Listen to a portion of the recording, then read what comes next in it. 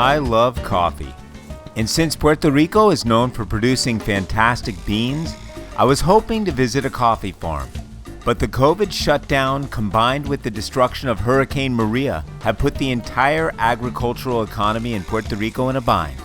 In fact, it was difficult to find a farm of any kind that was in the position to host a visit, as farmers on the island have been forced to replant and rebuild their businesses following Maria's destruction.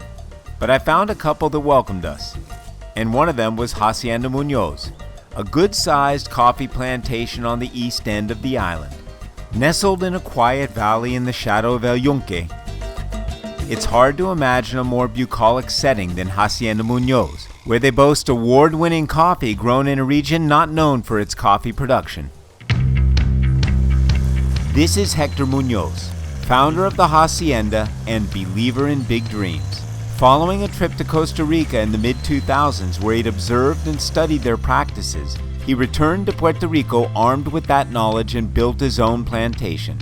It took 8 years to build a family business, and his daughter Amanda, who showed us around the property, talked about that process. So back in 2007, he went on a trip to Costa Rica, and when he came back, he decided that he wanted to bring coffee to San Lorenzo because coffee plantations are only on the west of the island and probably the south, but on the east, we are the only ones that are doing it. So back in 2015, we actually launched the brand Café Hacienda Munoz on the market, and we actually have been the winners of the first place of the best coffee on the Coffee and Chocolate Expo.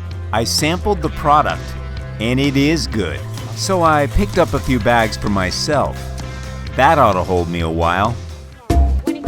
My rollaway now overflowing with beans, we set out on a tour of the property to learn about the process of producing award-winning coffee.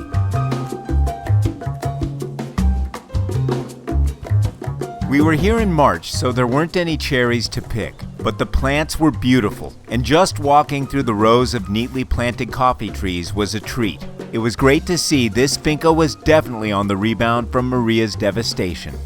When the hurricane hit, we lost 80% of our trees, year and a half of work lost. So it wasn't until maybe around 2018, 2019 that we were pretty stable. The government gave us some trees, so we planting so we can have more trees so that we can increase the production. It's not just about planting more trees, so much as it is about which trees they're choosing to plant, as Hector explained. La variedad que estamos sembrando es limaní y es apta para sembrarse por debajo de los 1000 pies. Right now, the only one that we are actually doing is limaní, that it's great for the low elevation here. Limaní is a variety of Arabica tree that thrives in Puerto Rico and generally has a quicker, higher yield than other types of trees. By taking advantage of the government planting program, they've managed to get halfway back to pre-Maria production numbers with the room and expectations to grow even more. Before it was around 100 pounds per acre, but right now we're at 50, but we hope to get to 300 in the future. The tour eventually brought us to an interactive explanation of their sustainable principles and plans for the future, like their plan to transition completely to solar power within 5 years. The process at Hacienda Munoz is the natural dry technique, the oldest method of coffee production. So this is the drying process that we see right here. These still have their pulp on them, but they dry them in the sun, then put them through the machine over there where the pulp is removed and they're sorted for size. Next stop, private reserve. I followed the aroma to the roasting room. Heaven on earth for a coffee lover. I just walked through the roasting room where they're grinding the beans and filling the bags, and the smells and the aromas when you walk through there are so rich and powerful. Oh, it's fantastic. We'd worked up an appetite and it was time to hit the restaurant. The food here is excellent, with super fresh salads, succulent meats, and of course, fantastic coffee. So I got a shot of espresso of Private Reserve.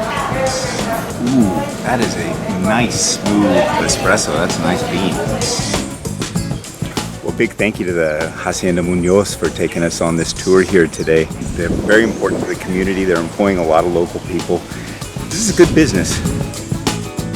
Hector has created a timeless atmosphere here in this valley.